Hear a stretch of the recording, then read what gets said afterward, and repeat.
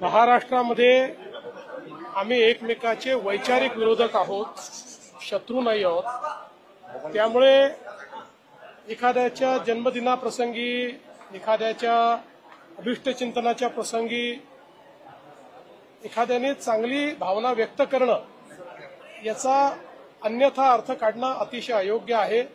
किंबहुना महाराष्ट्रामध्ये एका चुकीच्या संस्कृतीला आपण कुठेतरी पुढे करतो आहोत का, असा याचा अन्य अर्थ काढून त्याचा मार्ग निघेल किंवा तसा त्याचा अर्थ निघेल।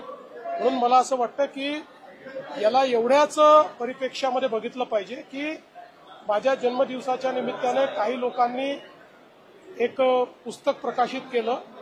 त्यांनी या दोघंही जे महाराष्ट्रातले मोठे नेते आहेत त्यांना प्रतिक्रिया मागितली, त्यांनी ती प्रतिक्रिया दिली, त्यांनी त्यांची भावना व्यक्त केली, त्यांनी शुभेच्छा दिल्या।